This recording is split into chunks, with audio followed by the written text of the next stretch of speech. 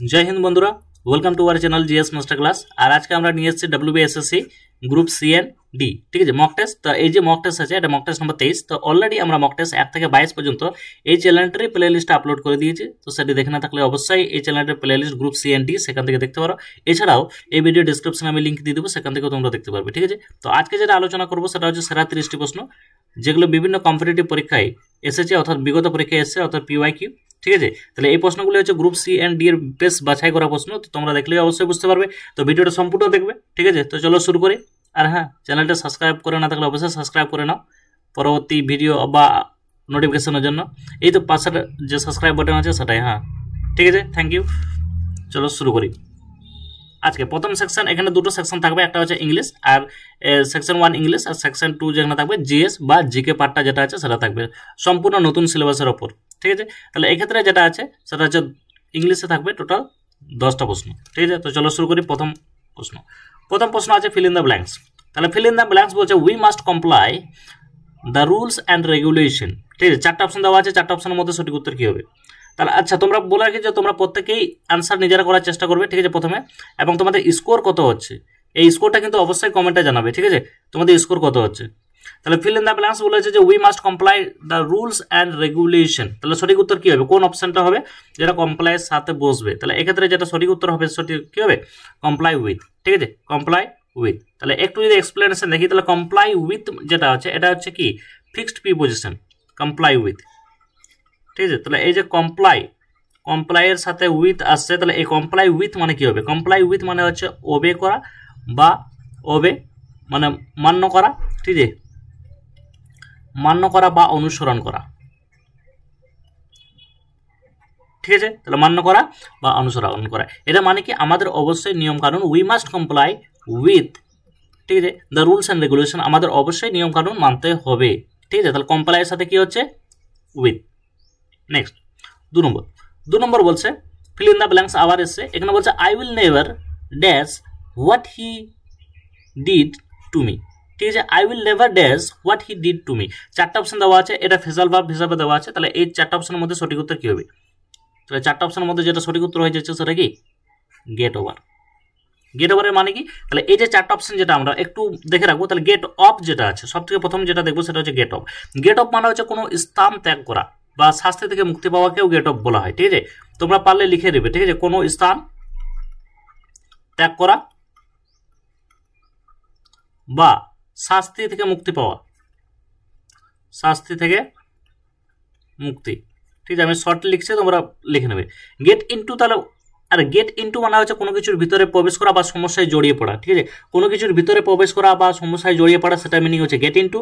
আর gate over যেটা হচ্ছে এটা হচ্ছে মানসিক আঘাতও হতে পারে, মানসিক আঘাত থেকে মুক্ত পাওয়া, বা এরকম হতে পারে শারীরিক অসুস্থ যেটা আছে সেখান থেকেও যে রিকভার যেটা আছে, এই রিকভার বোঝাতেও গেট অফ শব্দটা গেট ওভার শব্দটা ইউজ হয়। ঠিক আছে, আর গেট আপ যেটা আছে, এই গেট আপ মানে হচ্ছে ঘুম থেকে ওঠা বা উঠা, সেটাকে আমরা গেট আপ শব্দটাকে ইউজ করি। ঠিক আছে, এরপরে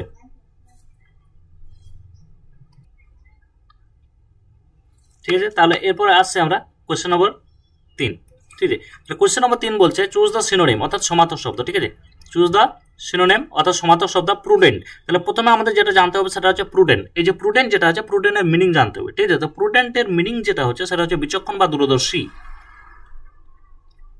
বিচক্ষণ বা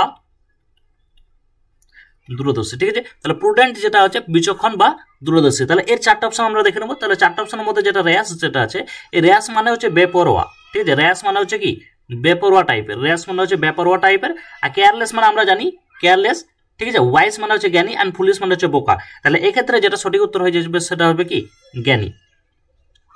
ঠিক আছে, কারণ কি সিনোনিম জিজ্ঞাসা করেছে, বিচক্ষণ বা দূরদর্শী মানে হচ্ছে কি ওয়াইজ। তাহলে অপশন সি এটা হয়ে যাবে কি সঠিক উত্তর। এরপরে আসছি 4 নম্বর। 4 নম্বরে বলা আছে সিনোনিম। আবার বলেছে সিনোনিম ট্রানজিয়েন্ট। তাহলে ট্রানজিয়েন্টের সিনোনিম কি হবে? তাহলে প্রথমে আমরা কি ট্রানজিয়েন্টের যেটা মিনিং আছে সেটা জানবো। তাহলে এই যে ট্রানজিয়েন্ট যেটা দেওয়া আছে, ট্রানজিয়েন্টের মিনিং হচ্ছে কি ক্ষণস্থায়ী, মানে খুব অল্প সময়ের জন্য। ঠিক আছে, ক্ষণস্থায়ী বা অস্থায়ী বলা যেতে পারে, ক্ষণস্থায়ী বা অস্থায়ী। তাহলে 4টা অপশনের মধ্যে সঠিক উত্তর কি হবে? পার্মানেন্ট মানে হচ্ছে চিরস্থায়ী। তাহলে আমরা জানি কি পার্মানেন্ট মানে চিরস্থায়ী, তো সেটা হবে না লাস্টিং, এটাও হচ্ছে অনেক সময় ধরে দীর্ঘস্থায়ী, সেটাকে আমরা লাস্টিং বলছি। আর ইটারনাল মানে হচ্ছে চিরস্থায়ী, আর ইফিমেরাল যেটা আছে এই ইফিমেরালের মানেই হচ্ছে ক্ষণস্থায়ী। তাহলে সঠিক উত্তর হচ্ছে কি ইফিমেরাল, অপশন সি। অপশন সি এটা হয়ে যাচ্ছে এফিমেরাল হচ্ছে ট্রানজিয়েন্টের সিনোনিম। 5 নম্বর আসছি। 5 নম্বর বলা আছে যে অ্যান্টোনিয়াম অফ ডরমেন্ট। তাহলে এখানে বলা আছে অ্যান্টোনিয়াম অর্থাৎ বিপরীতার্থক শব্দ, ঠিক আছে, অ্যান্টোনিয়াম অর্থাৎ বিপরীতার্থক শব্দ, ঠিক আছে। তাহলে ডরমেন্ট মানে কি? তাহলে এই যে প্রথমে আমরা জানবো ডরমেন্টের মিনিং কি। তাহলে ডরমেন্ট মানে হচ্ছে সুপ্ত বা নিষ্ক্রিয়। আমরা বলি না ডরমেন্ট ভলক্যানো, তাহলে এই যে ডরমেন্ট মানে হচ্ছে কি সুপ্ত বা নিষ্ক্রিয়, ঠিক আছে, সুপ্ত বা নিষ্ক্রিয়, যেটা ইনঅ্যাক্টিভ। তাহলে এটা সঠিক মানে কি বলেছে অ্যান্টোনিয়াম বলেছে, তাই তো, অ্যান্টোনিয়াম বলেছে। তাহলে কি ইনঅ্যাক্টিভ তো হবে না, ইনঅ্যাক্টিভ মানেও হচ্ছে নিষ্ক্রিয়, ঠিক আছে। আর স্লাম্বারিং, এই স্লাম্বারিং মানে হচ্ছে ঘুমন্ত, ঠিক আছে, এটা মনে রাখবে, স্লাম্বারিং মানে হচ্ছে কি ঘুমন্ত, ঠিক আছে। আর ল্যাটেন্ট মানেও হচ্ছে সুপ্ত, ল্যাটেন্ট মানেও হচ্ছে কি সুপ্ত বা প্রচ্ছন্ন, ঠিক আছে। তাহলে সঠিক উত্তর কি হয়ে যাচ্ছে? সঠিক উত্তর হয়ে যাবে কি অ্যাক্টিভ, সঠিক উত্তর হবে অ্যাক্টিভ, ঠিক আছে। সঠিক উত্তর হবে কি অ্যাক্টিভ, যেটাকে আমরা বলবো কি সক্রিয়, যেটাকে আমরা বলবো সক্রিয়, ঠিক আছে। এরপরে আসছি 6 নম্বর। 6 নম্বরে বলা আছে অ্যান্টোনিয়াম অফ ফাইডেলিটি। তাহলে এই যে ফাইডেলিটি যেটা দেওয়া আছে, এই ফাইডেলিটি অ্যান্টোনিয়াম কি হবে? তার প্রথমে ফাইডেলিটির মিনিং জানবো। ফাইডেলিটি মানে হচ্ছে বিশ্বস্ততা বা আনুগত্য,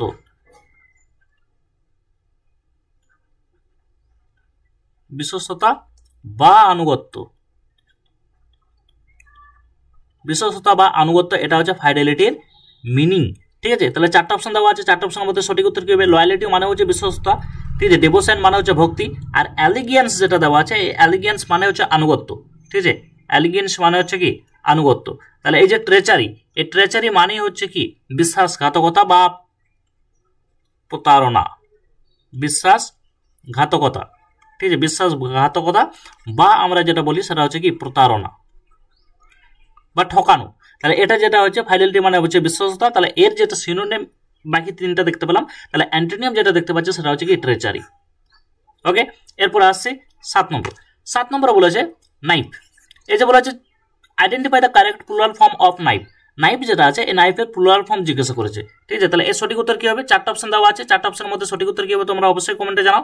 তাহলে এই যে 4টা অপশন, এই 4টা অপশনের মধ্যে যেটা সঠিক উত্তর হয়ে যাচ্ছে সেটা কি অপশন সি নাইফস, ঠিক আছে। এক্ষেত্রে একটু রুল আছে, যে কি যে রুলটার এটাই যে নাউনগুলির শেষে এফ বা এফ ই থাকে, যে সমস্ত নাউনগুলির শেষে এফ বা এফ ই থাকে, ঠিক আছে, তাহলে এবং তাদের বহুবচন করার সময় এফ বা এফ এর পরিবর্তে ভিইএস যোগ হয়। মানে এটা বলছে যে সমস্ত নাউনের শেষে এফ বা এফ ই থাকে, তাদের যখন আমরা প্লুরাল ফর্ম করব তখন এফ বা এফ এর পরিবর্তে আমরা কি ইউজ করব? ভিইএস, ঠিক আছে। যেরকম এক্সাম্পল কি ওয়াইফ, তাহলে এই ওয়াইফের যখন প্লুরাল ফর্ম ইউজ করবো তখন হয়ে যাবে কি ওয়াইফস। এই যে এফ এর পরিবর্তে ইউজ হলো কি ভিইএস, ঠিক আছে। বা লাইফ, LIFE, লাইফ, তাহলে লাইফটা হয়ে যাবে কি LIVES, ঠিক আছে। তাহলে আমাদের যেটা আছে প্রসেসটা জানতে হবে, না হলে মুখস্থ করে খুব বেশি কিছু হবে না, ঠিক আছে। তাহলে এটা হয়ে যাচ্ছে লাইফস। এরপরে আসছি 8 নম্বর। 8 নম্বরে বলছে ফিল ইন দ্য ব্ল্যাঙ্কস। এসে এবার এটা টেন্স বেসিসে আছে। By the next month I dash this project, by next month I dash this project, সঠিক উত্তর কি হবে? 4টা অপশন দেওয়া আছে, 4টা অপশনের মধ্যে সঠিক উত্তর কি হবে? তাহলে একটু বলে রেখেছি, এই যে নেক্সট মান্থ দেওয়া আছে, এই নেক্সট মানে হচ্ছে কি যে ঘটনাটা ঘটেনি, অর্থাৎ ফিউচারের কথা বলা আছে। আর এখানে টাইম দিয়ে দেওয়া আছে, তার মানে কি পারফেক্টের কথা বলা আছে, অর্থাৎ ফিউচার পারফেক্ট, ঠিক আছে। যে আগামী মাসের মধ্যে আমাদের কমপ্লিটের কথা বলা আছে, তার মানে এটা কি হয়ে যাবে? ফিউচার পারফেক্ট হয়ে যাবে। কারণ কি? কারণ ফিউচার তো এই নেক্সট থেকেই বুঝতে পারছি, ঠিক আছে। এবং এই যে টাইমের কথা বলে দিচ্ছে, তাহলে তার মানে হচ্ছে কি একটা নির্দিষ্ট টাইমের মধ্যে কমপ্লিট হয়ে যাওয়া, তার মানে হচ্ছে কি পারফেক্ট হয়ে যাওয়া, তা সেটাই হচ্ছে কি ফিউচার পারফেক্ট। তাহলে ফিউচার পারফেক্টের যে স্ট্রাকচার সেটা আমরা কি জানি? Subject plus will have plus verb, কিন্তু কোন ভার্ব? পাস্ট পার্টিসিপল মানে V3, ঠিক আছে। Subject plus will have plus V3, যেটাকে আমরা পাস্ট পার্টিসিপল বলি। তাহলে এক্ষেত্রে যেটা আছে একটাই অপশন আছে, সেটা হচ্ছে কি option C will have completed. এরপর আসছি 9 নম্বর। 9 নম্বর বলা হচ্ছে ওয়ান ওয়ার্ড সাবস্টিটিউশন, অর্থাৎ এক কথায় প্রকাশ। কি বলছে? A person who it's human flash, ঠিক আছে, যে মানুষের মাংস খায়, অর্থাৎ কি নরখাদক যাকে আমরা বলি নরখাদক, তাহলে এটার ইংলিশ টার্ম কি হবে? ঠিক আছে, চারটা অপশন দেওয়া আছে, চারটা অপশনের মধ্যে সঠিক উত্তর কি হবে? তাহলে সঠিক উত্তর হয়ে যাচ্ছে কি ক্যানিবাল, CANNIBAL, ক্যানিবাল। ভেজিটেরিয়ান মানে আমরা জানি, নন ভেজিটেরিয়ান মানে জানি না। আর অমনিভোর মানে হচ্ছে কি, অমনিভোর মানে হচ্ছে সর্বভোগ, মানে যে উদ্ভিদ ও প্রাণী উভয় খায়, তবে মানুষের মাংস না, ঠিক আছে, বা নরখাদক না, সে কিন্তু নরখাদক না, মাংস খায় কিন্তু নরখাদক না, ঠিক আছে, তাকে আমরা অমনিভোর বলি। অমনি মানে হচ্ছে বোধ, বুঝতে পারলাম। এরপরে আসছি 10 নম্বর। 10 নম্বরে বলেছে which word is spelled correctly, ঠিক আছে, অর্থাৎ সঠিক বানানটি যেটা আছে সেটাকে আমাদের খুঁজে বার করতে হবে। চারটা অপশনের মধ্যে সঠিক উত্তর কি হবে? তোমরা অবশ্যই দেখে নেবে এটা, চারটা অপশন, ঠিক আছে। এক্ষেত্রে যেটা সঠিক উত্তর হয়ে যাচ্ছে সেটা কি অপশন এ, ঠিক আছে। এরপরে আসছি, আচ্ছা এরপরে আসছে সেকশন 2, যেখানে থাকবে কি জিএস, যেখানে থাকবে জিএস বা জিকে, ঠিক আছে। 20টি প্রশ্ন থাকবে, একবারে নতুন সিলেবাসের উপর বেস করে দেওয়া আছে। তো অবশ্যই তোমরা ভিডিওটি সম্পূর্ণ দেখবে এবং ভিডিওটি ভালো লাগলে বন্ধুদের মধ্যে শেয়ার করবে। আর হ্যাঁ, সাবস্ক্রাইব এখনও না করে থাকলে অবশ্যই করে নাও, এই পাশের বাটনটি যেটা আছে সেটাই সাবস্ক্রাইব করে নাও। ওকে, থ্যাংক ইউ। এরপর আসছি জিএস পার্টের প্রথম প্রশ্ন। প্রথম প্রশ্নতে বলা আছে যে ভারতের প্রাচীন ভারতের রাজনৈতিক কাঠামোতে সপ্তাঙ্গ তত্ত্ব কে প্রবর্তন করেন? ঠিক আছে, প্রায়বার পরীক্ষায় এসছে এই সপ্তাঙ্গ থিওরি, ঠিক আছে। বলেছে প্রাচীন ভারতের রাজনৈতিক কাঠামোতে সপ্তাঙ্গ তত্ত্ব কে ই করেন? চারটা অপশন দেওয়া আছে, চারটা অপশনের মধ্যে সঠিক উত্তর কি হবে? চারটা অপশনের মধ্যে যেটা সঠিক উত্তর হয়ে যাচ্ছে সেটা কি অপশন বি, কৌটিল্য, ঠিক আছে। আর কোন গ্রন্থে যদি দিয়েছেন তাহলে এটা হবে কি কৌটিল্যের অর্থশাস্ত্রে, কৌটিল্যের অর্থশাস্ত্রে তিনি সপ্তাঙ্গ থিওরি দিয়েছিলেন, ঠিক আছে। এরপরে আসছি 2 নম্বর প্রশ্ন। 2 নম্বর প্রশ্ন বলা আছে যে কোন পশুকে ঋগ্বৈদিক যুগে অগ্না বলা হতো? কোন পশুকে ঋগ্বৈদিক যুগে অগ্না বলা হতো? চারটা অপশন দেওয়া আছে, চারটা অপশনের মধ্যে সঠিক উত্তর কি হবে? অপশন বি, গরু, ঠিক আছে। তবে এটা মেনলি যেটা হতো সেটা গাভীকে বলা হতো, গাভীকে, ঠিক আছে। তাহলে ঋগ্বৈদিক যুগে এই যে গাভী যেটা আছে এই গাভীকে বলা হতো কি অগ্না। এরপরে আসছি 3 নম্বর। 3 নম্বর বলছে যে কে গীত গোবিন্দ কাব্যের রচয়িতা জয়দেবকে পৃষ্ঠপোষকতা করেছিলেন? অর্থাৎ যে এই যে বলছে কোন শাসকের পৃষ্ঠপোষকতা পেয়েছিলেন কবি জয়দেব, যে কিনা গীত গোবিন্দ রচনা করেছিলেন? চারটা অপশন দেওয়া আছে, চারটা অপশনের মধ্যে সঠিক উত্তর কি হবে? চারটা অপশনের মধ্যে যেটা সঠিক উত্তর হয়ে যাচ্ছে সেটা হচ্ছে কি অপশন এ লক্ষণ সেন, ঠিক আছে। এরপরে আসছি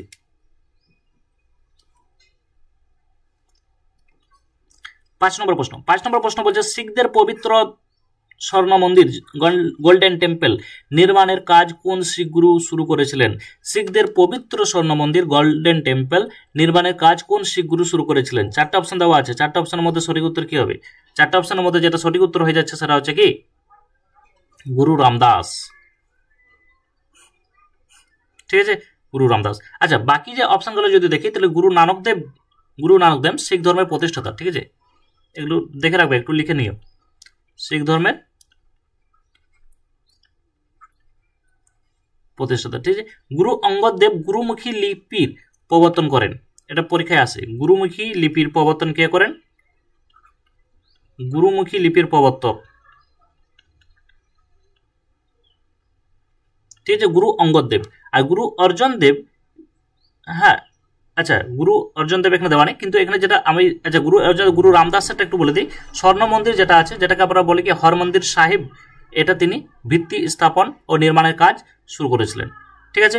এরপরে আসছি 5 নম্বর। 5 নম্বরে বলা আছে যে কি বিখ্যাত পারস্য উৎসব নওরোজ কে ভারতে প্রথম চালু করেছিলেন? ঠিক আছে, চারটা অপশন দেওয়া আছে, আকবর, বলবন, আলাউদ্দিন খিলজি, শাহজাহান। সঠিক উত্তর হয়ে যাবে কি গিয়াসুদ্দিন বলবন, অপশন বি গিয়াসুদ্দিন বলবন। তাহলে গিয়াসুদ্দিন বলবন দরবারে এই পারস্য রীতিনীতি চালু করেন, যার মধ্যে একটি ছিল সিজদা এবং অপরটি ছিল পাইবস বা পায়ে চুম্বন করা, এবং যে উৎসব যেটা ছিল সেটার নাম হচ্ছে নওরোজ, ঠিক আছে। তাহলে একটা হচ্ছে কি সিজদা, এটা হচ্ছে প্রসেস চালু করেছিলেন, আর একটা কি পাইবস অর্থাৎ পায়ে চুম্বন করা। এটার মাধ্যমে সে সম্রাটের যে ক্ষমতা সেই ক্ষমতা প্রদর্শনের একটা মাধ্যম এটা, ঠিক আছে। নওরোজ যেটা আছে ফেস্টিভ্যাল, ঠিক আছে। তাহলে এটা হয়ে যাচ্ছে অপশন বি। এরপরে 6 নম্বর বলছে যে ভারতের কোন রাজ্য সর্বাধিক ম্যাঙ্গানিজ আকরিক উৎপাদিত হয়? তাহলে ভারতের কোন রাজ্যে সর্বাধিক ম্যাঙ্গানিজ আকরিক বা ম্যাঙ্গানিজ ওর উৎপাদিত হয়? চারটা অপশন দেওয়া আছে, চারটা অপশনের মধ্যে সঠিক উত্তর কি হবে? তাহলে সঠিক উত্তর হয়ে যাচ্ছে কি option C Orissa, option C Orissa. ঠিক আছে। আচ্ছা, কর্ণাটক, মধ্যপ্রদেশ এবং মহারাষ্ট্র এই রাজ্যগুলিতে ম্যাঙ্গানিজ উৎপাদিত হয়, তবে উড়িষ্যা হচ্ছে ভারতের শীর্ষস্থানীয় ম্যাঙ্গানিজ উৎপাদনকারী রাজ্য। এরপরে আসছে 7 নম্বর। 7 নম্বরে বলা আছে যে পশ্চিমবঙ্গের কোন শহরকে উত্তর পূর্ব ভারতের প্রবেশদ্বার বলা হয়? ঠিক আছে, পশ্চিমবঙ্গের কোন শহরকে উত্তর পূর্ব ভারতের প্রবেশদ্বার বলা হয়? 4টা অপশন দেওয়া আছে, 4টা অপশনের মধ্যে সঠিক উত্তর কি হবে? আচ্ছা, যেহেতু WBSSC group C and D exam, তো সেক্ষেত্রে আমরা এই যে ওয়েস্ট বেঙ্গল জিওগ্রাফি এটার উপর ফোকাস রাখতে হবে। ঠিক আছে, তাহলে 4টা অপশনের মধ্যে যেটা সঠিক উত্তর হবে সেটা কি হবে? Siliguri, option B Siliguri. ঠিক আছে, এই যে শিলিগুড়ি আছে, এই শিলিগুড়ি যে চিকেন নেক্স বা শিলিগুড়ি করিডোর, এই সরু ভূমিপথটি আছে উত্তর ভারতের পূর্বাঞ্চলীয় রাজ্যগুলির সাথে যোগাযোগকে সংযুক্ত করেছে, তাই এই শিলিগুড়িকে বলা হয় উত্তর পূর্ব ভারতের প্রবেশদ্বার। ওকে, এরপর আসছে 8 নম্বর। 8 নম্বর বলছে যে পশ্চিমবঙ্গের কোন জেলায় বক্সা টাইগার রিজার্ভ অবস্থিত? পশ্চিমবঙ্গের কোন জেলায় বক্সা টাইগার রিজার্ভ অবস্থিত? 4টা অপশন দেওয়া আছে, 4টা অপশনের মধ্যে সঠিক উত্তর কি হবে? তাহলে সঠিক উত্তর হয়ে যাচ্ছে কি আলিপুরদুয়ার। ঠিক আছে, এরপরে আসছি 9 নম্বর।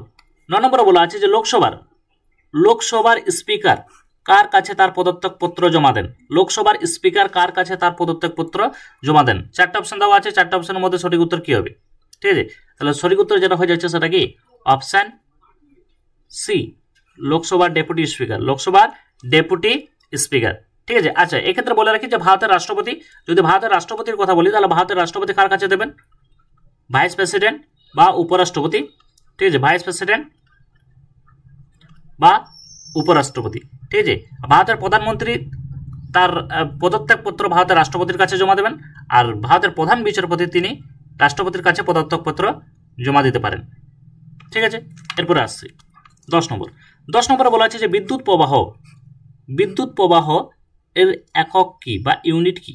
ঠিক আছে, 4টা অপশন দেওয়া আছে, 4টা অপশনের মধ্যে সঠিক উত্তর কি হবে? সঠিক উত্তর হয়ে যাচ্ছে কি বিদ্যুৎ প্রবাহ যেটা আছে সেটা হচ্ছে ampere, option C, option C. ঠিক আছে। আচ্ছা, ভোল্ট যেটা হচ্ছে এটা হচ্ছে বিভব পার্থক্য, যেটাকে আমরা বলি পোটেনশিয়াল ডিফারেন্স বা বিভব পার্থক্য। ওহম যেটা আছে সেটা হচ্ছে রেজিস্ট্যান্স বা রোধের একক, আর ওয়াট যেটা আছে সেটা হচ্ছে ক্ষমতার একক। ঠিক আছে, ভোল্ট যেটা আছে সেটা হচ্ছে বিভব পার্থক্য। ঠিক আছে, ওহম যেটা আছে সেটা হচ্ছে রোধ বা রেজিস্ট্যান্সের একক, আর ওয়াট যেটা আছে সেটা হচ্ছে ক্ষমতা বা পাওয়ারের একক। ঠিক আছে, এরপরে আসছে 11 নম্বর। 11 নম্বর বলেছে ফটোগ্রাফিক ফিল্ম, তাহলে এই যে ক্যামেরা যেটা আছে, ক্যামেরার যে ফিল্ম যে থাকে, সেই ফটোগ্রাফিক ফিল্মে কোন রাসায়নিক পদার্থ ব্যবহার করা হয়? ঠিক আছে, বহুবার পরীক্ষায় এসছে ফটোগ্রাফিক ফিল্মে কোন রাসায়নিক পদার্থ ব্যবহার করা হয়। 4টা অপশন দেওয়া আছে, 4টা অপশনের মধ্যে সঠিক উত্তর কি হবে? 4টা অপশনের মধ্যে যেটা সঠিক উত্তর হয়ে যাচ্ছে সেটা হচ্ছে কি সিলভার ব্রোমাইড, সিলভার ব্রোমাইড, সেটা হচ্ছে কি AgBr। ঠিক আছে, সিলভার ব্রোমাইড। এরপরে আসছি 12 নম্বর। 12 নম্বরে বলছে বুলস আই শব্দটি কোন খেলার সাথে সম্পর্কিত? এই যে 12 নম্বর যেটা আছে এটা বলেছে বুলস আই, এই শব্দটি কোন খেলার সাথে সম্পর্কিত? 4টা অপশন দেওয়া আছে, 4টা অপশনের মধ্যে সঠিক উত্তর কি হবে? 4টা অপশনের মধ্যে যেটা সঠিক উত্তর হয়ে যাচ্ছে সেটা হচ্ছে কি shooting, option C, option C. ঠিক আছে, তাহলে এই যে শুটিং যেটা আছে, এই বুলস আই বলতে কি বোঝায়? যে লক্ষ্যের ঠিক কেন্দ্রে আঘাত করা, যা শুটিং বা ধনুর্বিদ্যা বা আর্চারি খেলায় সর্বোচ্চ স্কোর বোঝায়। অর্থাৎ যে মেইন যে সেন্টার থাকে ধনুর্বিদ্যা এরকম, তাহলে এই মেইন সেন্টারে যে আঘাত করা, এই যে বুলস আই, এটাকে বলা হয় কি বুলস আই, যেখানে সর্বোচ্চ স্কোর থাকে। ঠিক আছে, এরপর আসছি 13 নম্বরে বলছে জ্যাব অ্যান্ড হুক শব্দ দুটি কোন খেলার সাথে সম্পর্কিত? যেহেতু এখানে 4টা অপশন দেওয়া আছে, কুস্তি, বক্সিং, জুডো বা ভারোত্তোলন, তাহলে এটাকে কি হবে? জ্যাব অ্যান্ড হুক এই শব্দ দুটি কোন খেলার সাথে সম্পর্কিত?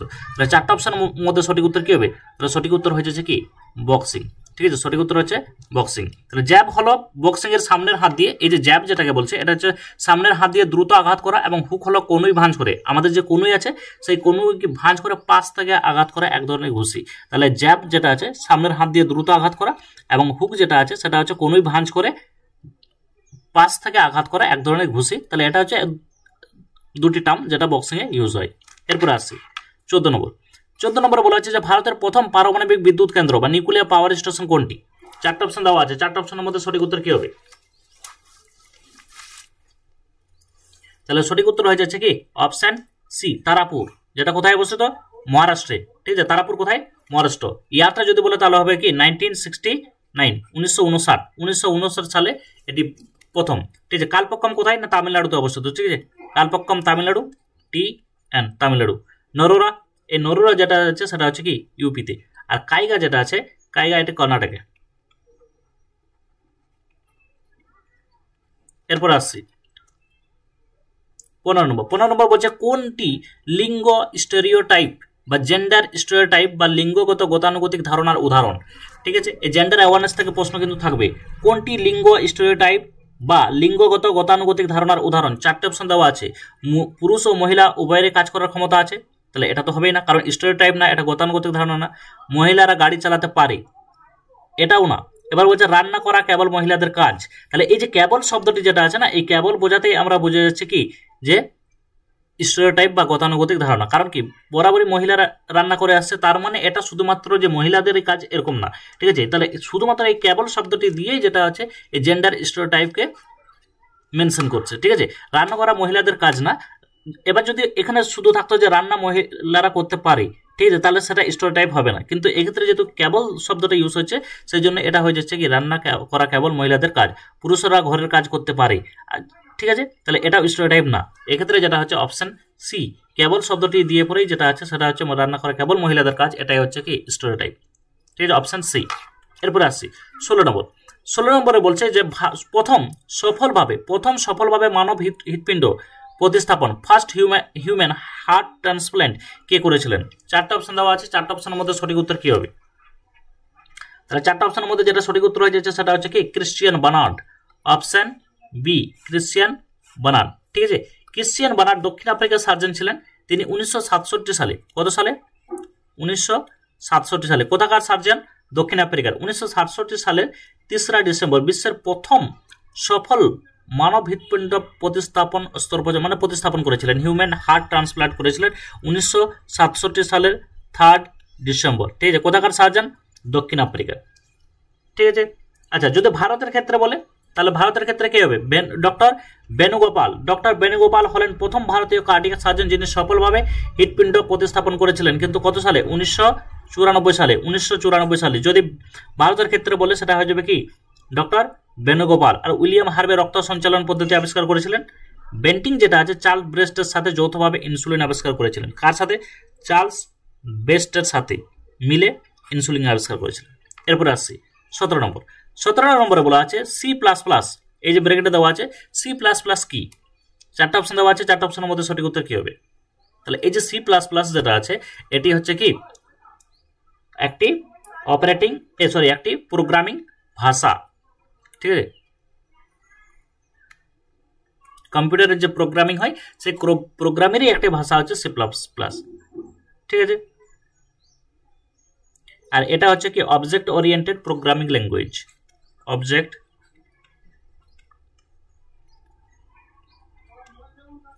Oriented programming language. ঠিক আছে, এরপরে আসছি 18 নম্বর প্রশ্ন। 18 নম্বর প্রশ্নতে বলা আছে ইউএসবি, এই যে ইউএসবি এর সম্পূর্ণ রূপ কি? 18 নম্বর প্রশ্নতে বলা আছে ইউএসবি, এই ইউএসবি এর সম্পূর্ণ রূপ কি? 4টে অপশন দেওয়া আছে। 4টে অপশনের মধ্যে সঠিক উত্তর কি হবে? তাহলে 4টে অপশনের মধ্যে যেটা সঠিক উত্তর হচ্ছে সেটা কি ইউনিভার্সাল সিরিয়াল বাস। ঠিক আছে, সেটা হচ্ছে কি অপশন এ। ঠিক আছে,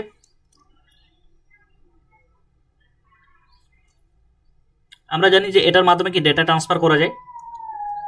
এরপরে আসছি 19 নম্বরে বলা আছে রেড ডেটা বুক কিসের ডেটা সরবরাহ করে? বহুবার পরীক্ষায় এসেছে রেড ডেটা বুক কিসের ডেটা সরবরাহ করে? যে এটা যে এনভায়রনমেন্ট অ্যাওয়ারনেস যেটা আছে সেখান থেকে আছে রেড ডেটা বুক কিসের ডেটা সরবরাহ করে। 4টে অপশন দেওয়া আছে। 4টে অপশনের মধ্যে সঠিক উত্তর কি হয়ে যাবে? বিপন্ন উদ্ভিদ ও প্রাণী প্রজাতি, অপশন এ বিপন্ন উদ্ভিদ ও প্রাণী প্রজাতি এর ডেটা সরবরাহ করে রেড ডেটা বুক। ঠিক আছে, আচ্ছা যদি এটা বলে যে কে প্রোভাইড করে তাহলে হয়ে যাবে international union for conservation of nature বা IUCN। এটা মনে রাখবে IUCN, international union for conservation, C for conservation of nature দ্বারা প্রকাশিত রেড ডেটা বুক বিশ্বব্যাপী যে বিপন্ন বা বিলুপ্তি পথে থাকা যে প্রাণী বা উদ্ভিদ আছে তাদের ডেটা বা তালিকা সংরক্ষণ করে। ঠিক আছে, এরপরে 20 নম্বর প্রশ্ন। 20 নম্বর প্রশ্ন বলেছে মেঘনাদ বধ কাব্য, মেঘনাদ বধ কাব্য কে রচনা করেন? 4টে অপশন দেওয়া আছে, 4টে অপশনের মধ্যে সঠিক উত্তর কি হবে? আমরা জানি কি এটা মাইকেল মধুসূদন দত্ত। ঠিক আছে, মাইকেল মধুসূদন দত্ত মেঘনাদ বধ কাব্য রচনা করেন। তাহলে এই যে মেঘনাদ বধ কাব্য একটা যে বিখ্যাত মহাকাব্য, কার উপরে লেখা আছে? এটা হচ্ছে রামায়ণের কাহিনীর উপরে লেখা আছে, জাস্ট এটা মনে রাখবে, রামায়ণের কাহিনীর উপরে। ঠিক আছে, বোঝাতে পারলাম? তাহলে এখানে যেটা আছে আমাদের হচ্ছে টোটাল যে জিএস পার্টটা সেটা কমপ্লিট হলো। তো থ্যাংক ইউ, ভালো লাগলে অবশ্যই বন্ধুদের মধ্যে শেয়ার করবে। আর হ্যাঁ, আবার লাস্টে বলছি সাবস্ক্রাইব করতে ভুলবে না। ঠিক আছে, তো এখানে শেষ করছি। থ্যাংক ইউ, জয় হিন্দ।